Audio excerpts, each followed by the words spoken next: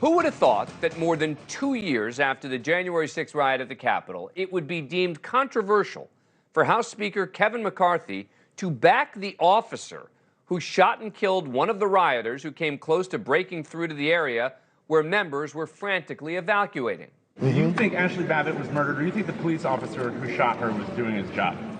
I think the police officer did his job. Okay, we're going to show you actual video of the incident in a moment, but somehow that seemingly obvious and pro-police assessment has led to a firestorm of criticism of McCarthy within his own party, including from former President Trump, who furiously responded, "I totally disagree with the Speaker of the House, Kevin McCarthy, and the police officer thug, who's had a very checkered past to begin with, was not just doing his job when he shot and killed great patriot Ashli Babbitt at point-blank range. He was not a hero, but a coward who wanted to show how tough he was. Ashli Babbitt was murdered."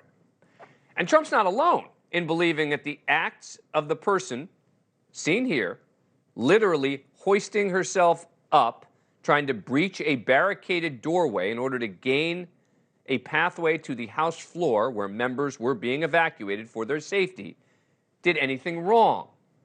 Here's Republican Congresswoman Marjorie Taylor Greene during a House Oversight Committee hearing last week. There's a woman in this room whose daughter was murdered on January 6th, Ashli Babbitt. And Ashli Babbitt there's never been a trial. As a matter of fact, no one has cared about the person that shot and killed her.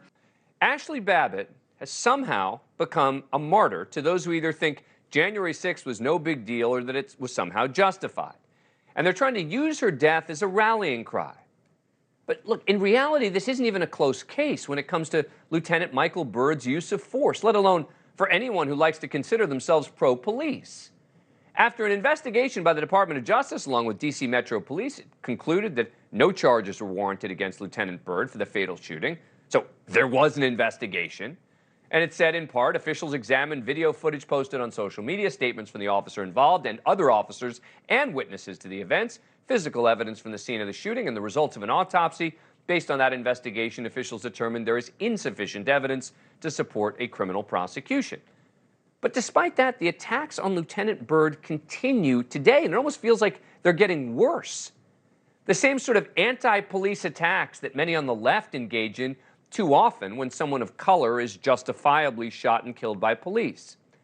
But rather than just rely on the official assessments, there's also the video of the evidence for you to draw your own conclusion. So let's break down what actually happened as seen on the video and from Lieutenant Byrd's own words. January 6, 2021, here you see it, Byrd on the left, taking aim at Babbitt, who is attempting to breach an opening in this barricaded doorway that leads to the Speaker's lobby, just off the House floor, as members were being evacuated. Rioters shattered the glass moments before. Lieutenant Byrd was later asked what was going through his mind at that moment leading up to the shooting. I had been yelling and screaming as loud as I was, "Please stop, get back, stop." We see your arm out there for a considerable amount of time. Were you wavering? I was taking a tactical stance. You're ultimately hoping that your commands will be complied with, and unfortunately they were not. Here is exactly how it went down.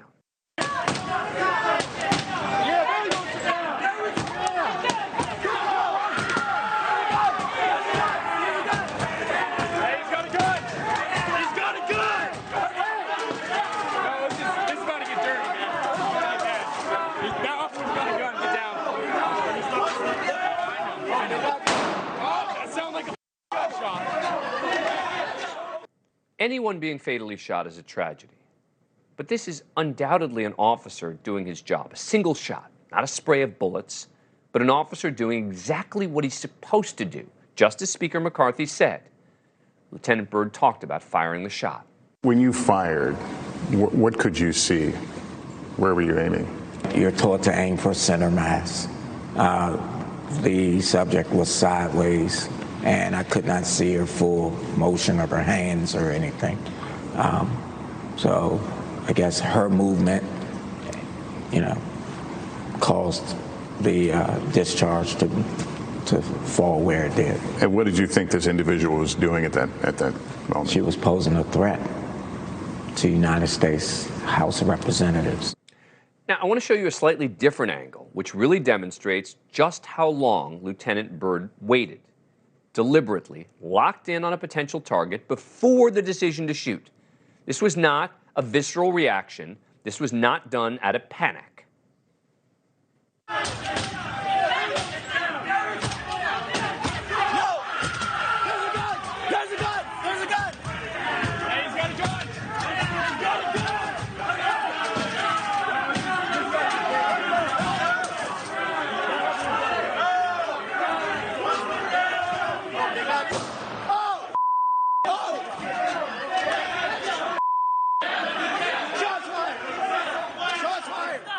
Byrd held his stance for at least 16 seconds before shooting.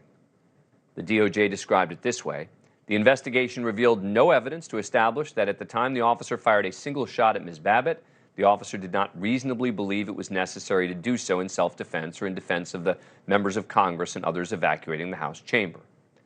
Of course, despite the video and the findings that there was nothing to support a criminal prosecution, former President Trump released a video on the anniversary of Ashli Babbitt's birthday a few months ago, trying to use her death as a political cudgel. There was no reason Ashli should have lost her life that day. We must all demand justice for Ashli and her family.